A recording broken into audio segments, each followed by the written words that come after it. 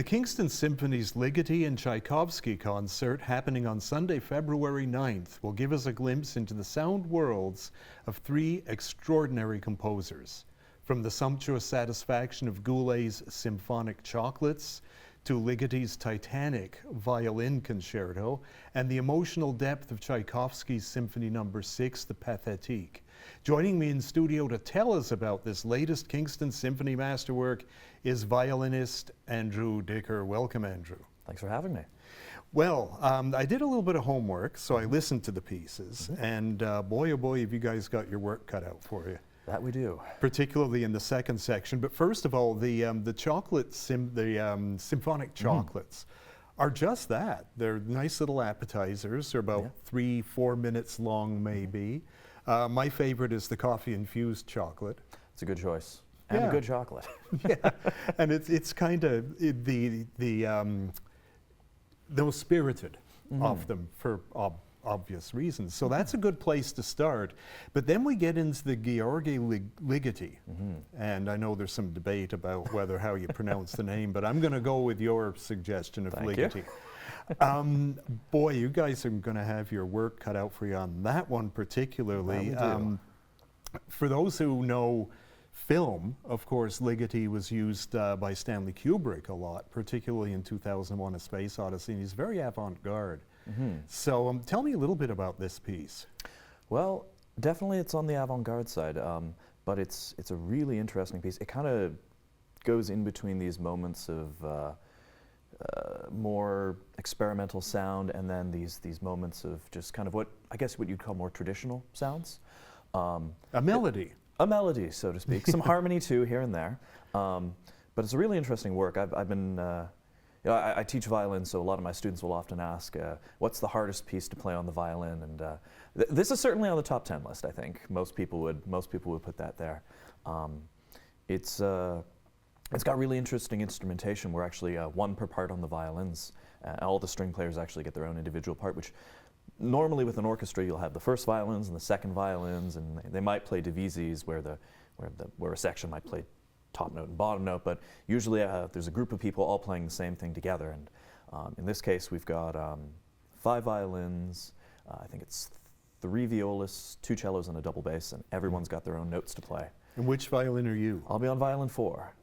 And who's on violin 1? Well, Sienna's on violin 1, our assistant concertmaster, but our concertmaster is actually playing the scordatura violin, which is another kind of interesting challenge that we have in this piece.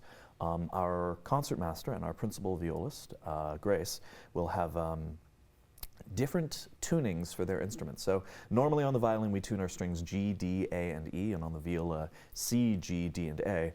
But they've got to retune the pegs around a little bit and deal with that challenge, which is actually kind of interesting. I think we were talking earlier about different musical traditions and people taking inspiration from other places. Usually you'll see scordatura in really, really old music.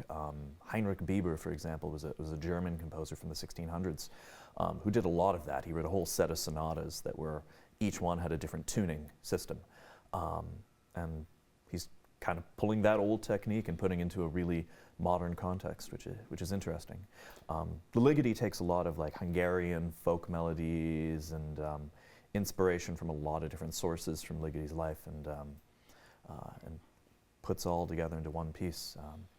It's going to be really fun to play, and Mark's a fantastic violinist, so I'm happy to have him playing the solos. Mark Fewer. Mark, I believe, was concertmaster of the Vancouver Symphony for a while, and he's a professor at the University of Toronto, my alma mater, and phenomenal violinist. He can play jazz, he can play Baroque, he can play new music, string quartets. The guy's great. So he's going to be an awesome soloist to have. I'm really excited to work with him. My friend Peter, who'll be playing violin 3, was a student of Mark, so I know he's extra excited for this. And then we go from the Ligeti to Tchaikovsky. Yes. And boy, what a massive piece this is. Yeah, no. And I like programs that have contrast on them. And the Tchaikovsky and the Ligeti are very, very, very different pieces. Tchaikovsky, definitely. I had a composition teacher years ago who used to say, don't write the same melody 3 times in a row, or the same theme 3 times in a row, people will get bored. Unless you're Tchaikovsky. His were good enough. He can get away with that. You're not Tchaikovsky.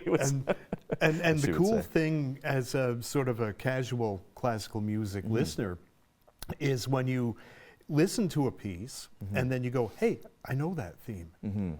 Because it's been used tons of places. I mean, famously, the theme to Orson Welles' Mercury Theatre came right out of the classics. There's 2 or 3 recognizable themes in the Pathetique that audience members are going to sit there and go, I know you. Kind of in the same way with Ligeti, with the atmospheres, this being in 2001: A Space Odyssey, it's the composer that everyone's heard but don't know that they've heard him before. Tchaikovsky 6, I mean, there's a decent chance, even if you've never heard it before, that you'll come in there and go, oh, wait a minute, I do recognize bits and pieces of this. And Tchaikovsky, I mean, we all know the Nutcracker and Swan Lake. So these are all themes that people will be very familiar with in this style. So it's going to be a very, very entertaining show. The Kingston Symphony always is. The information will be up on the screen as to how to get tickets. Well, it's been a pleasure talking to you. And does the term break a leg apply to classical? It does. Okay, well, break a leg. Thank you very much.